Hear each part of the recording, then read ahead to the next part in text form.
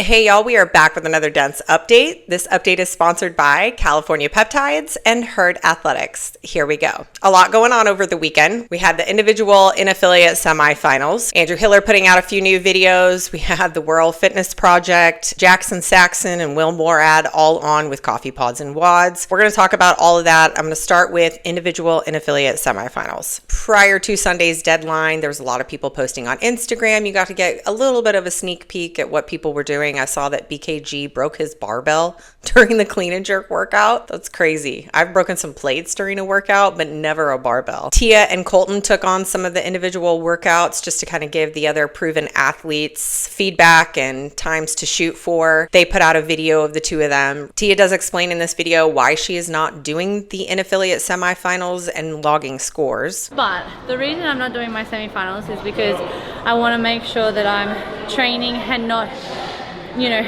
like in order to do semifinals. Her and Colton have a little bit of banter back and forth. Tia maybe being a little bit more outspoken than Colton was. Colton, is that you being scared of versing me? I better be careful because this is like #1 fucking shit talker. And then another kind of funny part of this video, it sounds like Shane, I'm not sure who it is, but they point out the fact that her and Tim Paulson have the same haircut. You and Tim got the same haircut, huh? The new haircut. Yeah. Feeling good. Who wore it better? You can watch the full video of Tia and Colton on Tia's YouTube channel.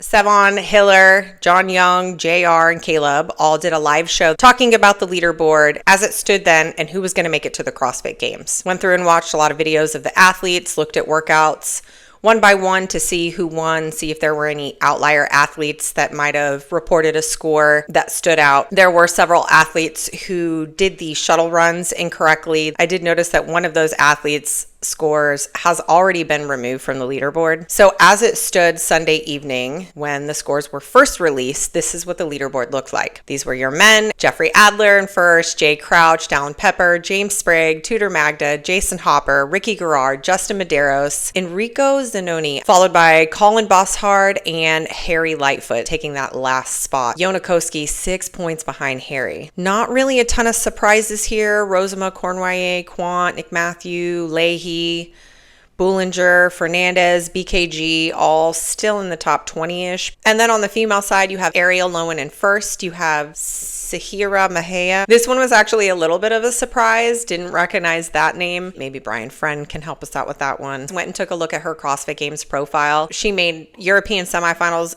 last year in 2024. Finishing in 31st. In third, Alexis Raptis, followed by Olivia Kerstetter. Annika Greer having an impressive performance with a 5th place finish.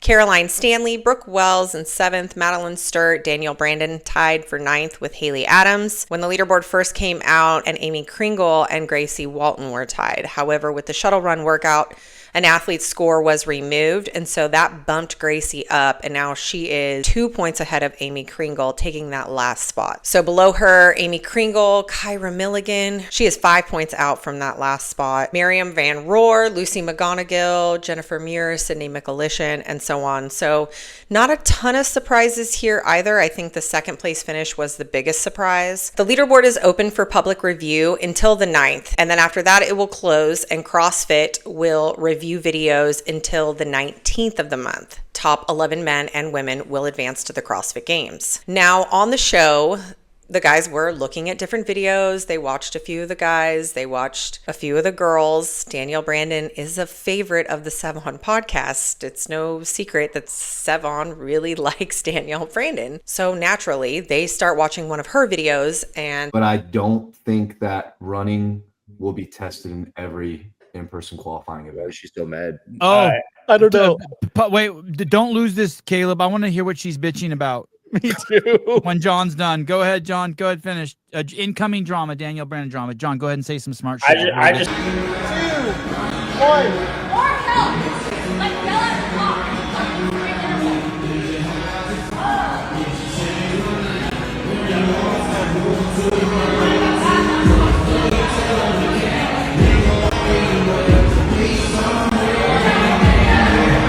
I I am not picking on Danielle Brandon. I am talking about what everyone else has already started talking about. It's very rare that I'm coming to you guys with breaking news, just found out this or just saw that. It's an update show. I'm updating the community on what everyone is talking about. If you're always the topic of conversation, maybe that would be a time to kind of take a step back and self-reflect and ask yourself why that is. The athletes doing these workouts knew well ahead of time that every single workout, every single video was going to be open to the public to view. Now, only people with proper credentials can judge these videos and submit thumbs up, thumbs down, or invalid. They're talking about it. It's the first person that pops up on my radar, and I go and watch the workout. From my viewpoint, this is just me, just one person. A lot of the reps of the clean and jerks there didn't look like they were over or behind the middle of the body. When I see those, I think, ooh, girl, you might be flirting with some penalty there. It's not worth the risk. You're in an individual and affiliate semifinal.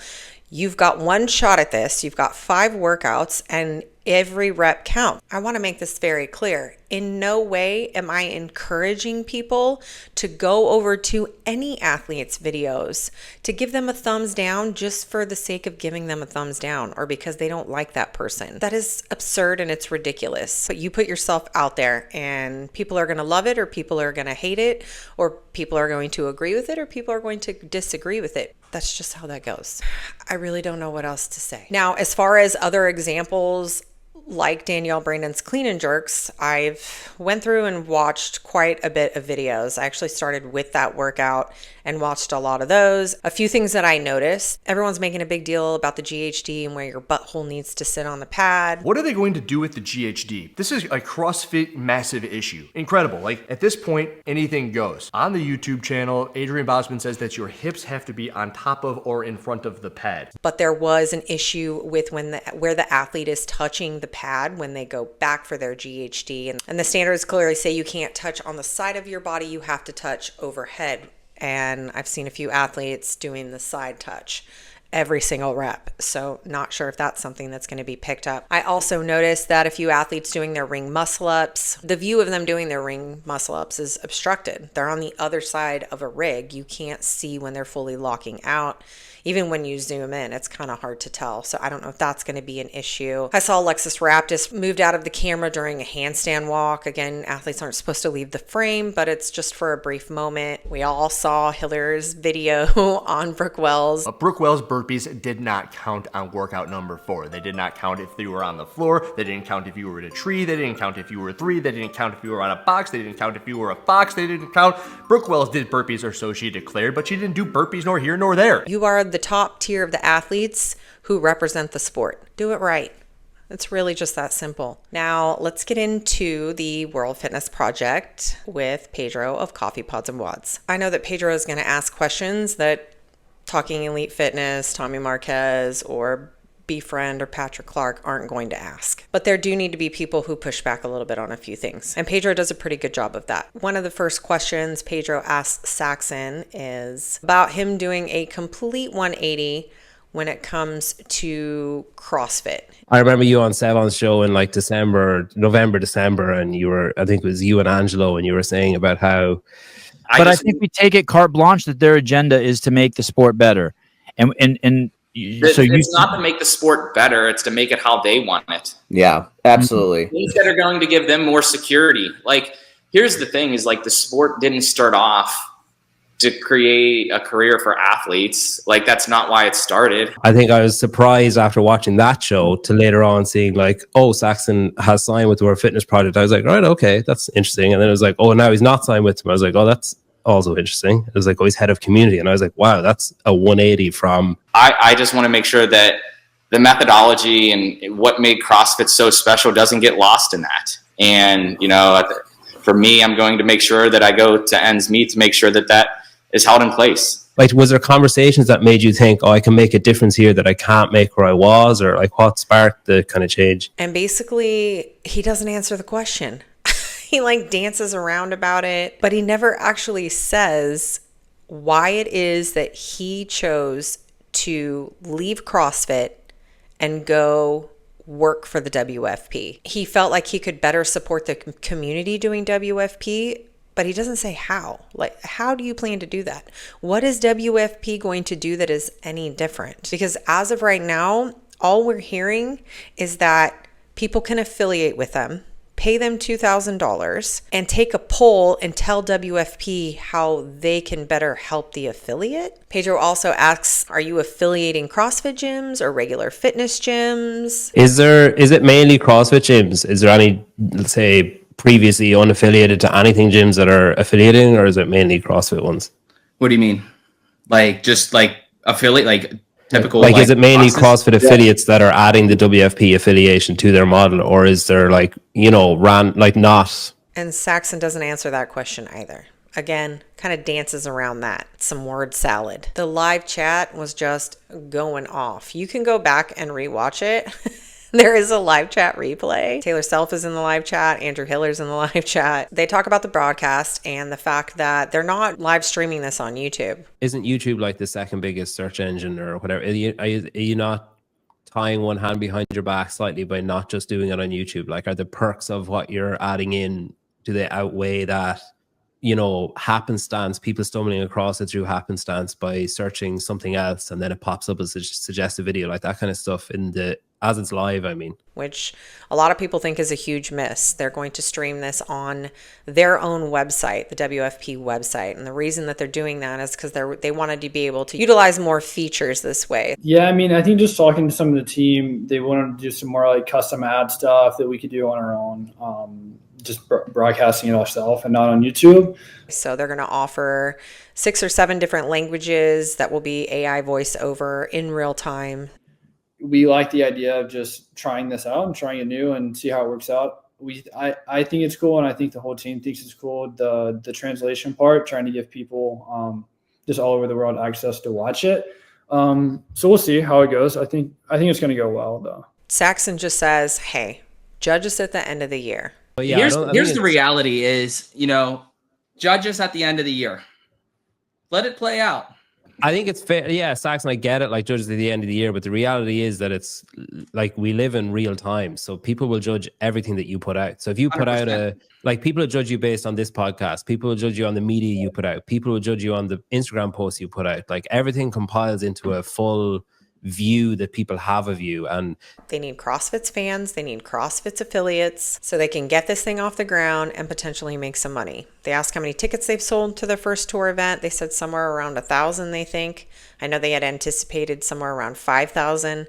Jackson even says that the venue could hold upwards of 10,000 if they wanted to build it out that way. If you'd like to watch the full episode with Will Morad and Saxon Jackson, you can check that out on Coffee Pods and Wads YouTube channel. And I'm going to the WFP tour event in Indianapolis. And like I said, I'm going to into this as objective as I possibly can. I'm going to be honest about what I see. If I walk in and this place is glorious and they put on an amazing show and everything goes great, then that's what I'm going to say. If it's a complete and utter dumpster fire, that's also what I'm going to say. There's only 2 events a day, so I'm going to have plenty of time in between the pro events to watch some of the live stream as well. So I'm really going to try to gather as much information from this first tour event as I can. I'm not going there to rub shoulders with athletes and be anybody's bestie. In fact, I'm probably going to be the most unwanted person there at this point because I've probably been the most publicly critical of the World Fitness Project since I heard of it. But that's okay. I'm okay with being that person. I did go and take a quick look at the leaderboard for the World Fitness Project this weekend and noticed that Haley Adams is no longer listed. Haley did post on her Instagram that she'd been sick all week. I would imagine that's why she's choosing not to go and do World Fitness Project. If you want to keep up with that over the weekend, you can stay tuned to my Instagram. The French Throwdown will also be going on over the weekend. That'll be kind of nice. I can do the WFP thing and then I can catch up on French Throwdown stuff. That is all for this Stints update. Be sure to leave a comment, like, and subscribe to the YouTube channel. And if you're into this sort of thing, head over to my Instagram where you can follow me there for all the latest happenings in the CrossFit community. That dense bitch. She got chalk on her hands, lip gloss on the mic. Talking PRs and drama, yeah, her takes ain't light. Deadlifting truths in her crop top fit. In every box, know her name, yeah, that dense bitch. That dense bitch. Big brain, not big bench. And when she walks in, whole squad gets tense. She say what she want, no filter, no flinch. Dropping CrossFit T with a snatch and a twist. That dense bitch. That dense bitch. Yeah, she built like a barbell. Pretty face, big chest, got some cartel. Hot takes with a side of protein. She the queen of the scene in her Metcon dream. That dense bitch. That dense bitch. Got a what and a war to start. Talking smack in the chat like it's modern art. Brains, maybe not, but the biceps hit. And she always bring the fire when she talk her. Did you hear what Jess did at the 6 a.m.? She got caught skipping reps, now she ghosting them. And Mike's on roids, girl, we been new. That dense bitch got the scoop like a pre-workout brew. No PhD, but she studied your form. Correcting your squat while she rides the storm. Opinionated, caffeinated, unregulated. Pretty and hated, she's celebrated. She ain't dumb, she deliberate. Big boobs, big takes, she ain't delicate. And when she talks, the room goes hush. Cause even the coach be scared of her touch. That dense bitch. That dense bitch. Yeah, she built like a barbell. Pretty face, big chest, got some cartel. Hot takes with a side of protein. She the queen of the scene in her Metcon dream. That dense bitch. That dense bitch. Got a wide and a war to start. Talking smack in the chat like it's modern art. Brains, maybe not, but the biceps hit. And she always bring the fire when she talk her shit. Yeah, she loud, she proud, she benching your man. Takes no notes, but she still got a plan. Call her dense, but she flex on cue. That bitch got the news and she prettier than you.